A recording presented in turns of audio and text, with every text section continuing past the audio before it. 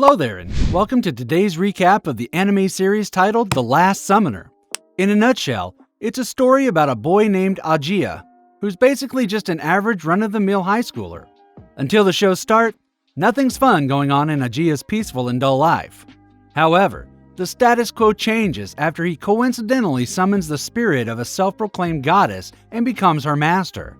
The series takes on a snowball effect from there on, with amazing new characters, mind-boggling adventures, and epic fight scenes adding up around every other corner. In the initial scene, Ajiya by chance ends up summoning the spirit Dora. The boy is in denial at first and even utilizes various methods to help him get rid of the annoying and gluttonous newcomer. What's funny though is how Dora's apparently gotten stuck to him like a persistent leech. Neither flushing the pink-haired brat down the toilet nor sending her flying out the window is of any avail. The guy's nuts if you ask me.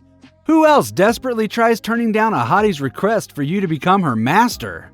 Anyways, Ajiya finally comes to terms with Dora's existence after she presents him with a history lesson on summoned spirits later that afternoon.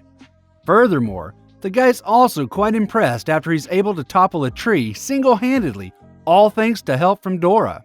Long story short, Ajiya agrees to become Dora's master and later even enjoys zooming through the sky thanks to her abilities. A couple days later, poor Dora gets kidnapped and is even digested by a carnivorous plant spirit. Serves you right for enjoying a sunbath while I'm stuck coughing out words here. Ajiya, of course, starts giving chase immediately.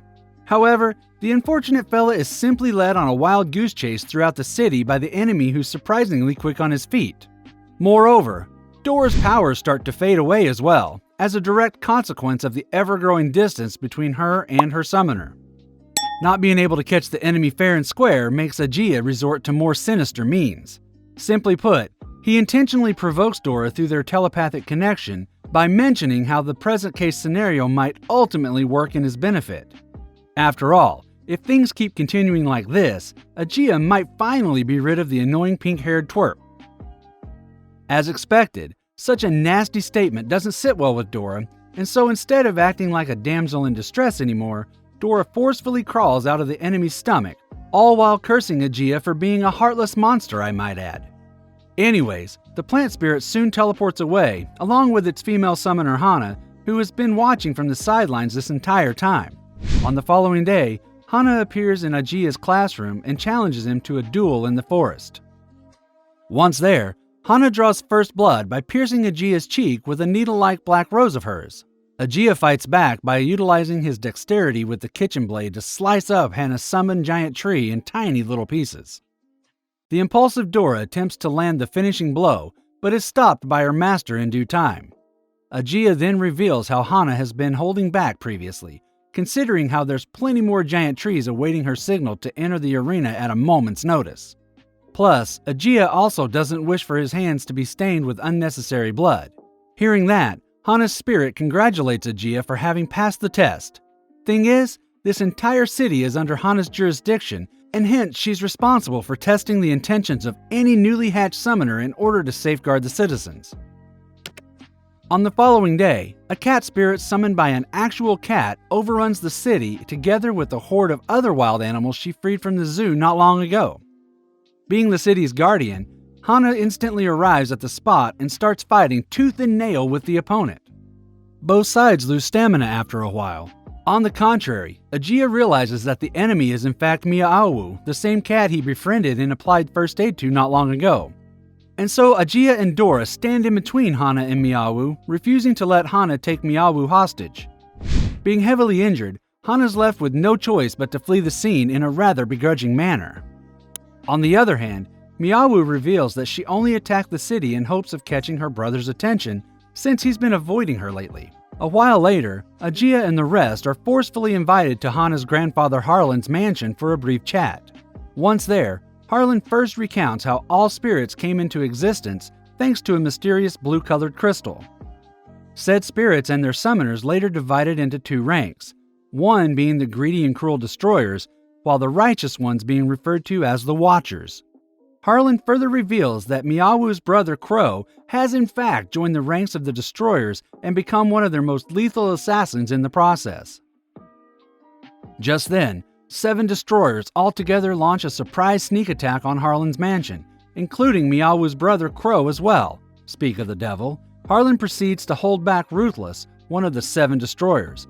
Meanwhile, Miaowu is rendered unconscious after having her head penetrated by none other than her own beloved brother. Meanwhile, Ajia too puts on a brave front at first, but is soon put under a hypnosis spell by one of the destroyers and therefore also loses consciousness.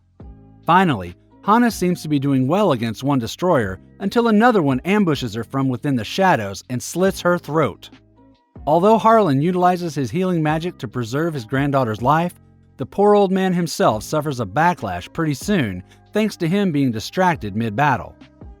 From there onwards, Harlan suffers repetitive attacks from various destroyers until he ultimately dies after one of them puts a hole in his head and their leader sucks away his soul. The destroyers spare Ajia and others' lives after underestimating them as harmless creatures. A few days later, Ajia, Miaowu, and Dora together team up with Stan, a tech genius who's also very knowledgeable about summoned spirits. Stan later helps them track down Ruthless, one of the 7 wretched destroyers who together took Hana's grandfather's life. The destroyer's hideout turns out to be a hut located in the middle of nowhere. Anyways, the suspect appears to be quite friendly at first, until he eventually loses his temper and ends up transforming into his destroyer form, Ruthless. Miaowu and Stan stall the enemy for as long as they can to help buy some time for Dora. In the interim, Dora transfers her entire database of knowledge regarding various weapons and their techniques into Ajia's brain. As a result, Ajia levels up considerably, and after an intense battle against Ruthless, he finally defeats the enemy after thrusting a spear inside his core. Sadly enough, said core turns out to be a seal in fact, the absence of which allows Ruthless to utilize his max power. Needless to say, Ajia and the rest all suffer from the enemy's ruthless attack for quite a while. In her moment of desperation, Dora unexpectedly transforms into an overpowered goddess and therefore annihilates the enemy with her Rain of Swords technique.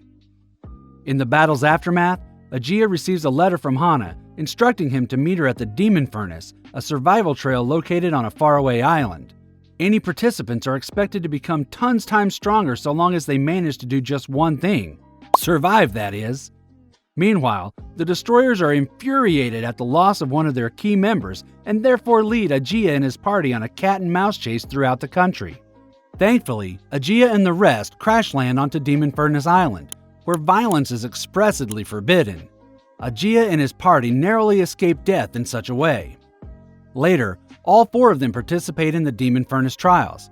After having gorged their stomachs, Ajia and the others rush on to their separate sleep compartments, not knowing the deadly trail one has already begun. While sleeping, the hotel's spike-covered walls start to close in on the unaware participants.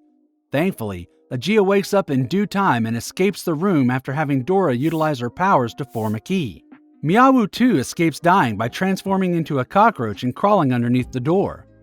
Finally, Stan also managed to save his neck by escaping via the ventilation tubes. Guess what? Trial 1 is to escape the hotel alive. Thankfully, Ajia and the rest are able to survive the various traps and explosions and therefore barely manage to make their way out of this nightmare hotel. Trial 2 begins shortly afterwards. Simply put, it's a race where the first 15 shall win, while the others left behind may get disqualified. Each participant utilizes whatever means available to advance forwards in this round. Alas, the contestants who fall behind start resorting to dirty means by slowing down the others instead of running laps themselves. In such a way, most of the competition is obliterated off the chessboard, with less than 15 participants being left in total. The next few trials turn out to be a walk in the park, since they're mostly based upon enjoyable stuff such as cooking and singing.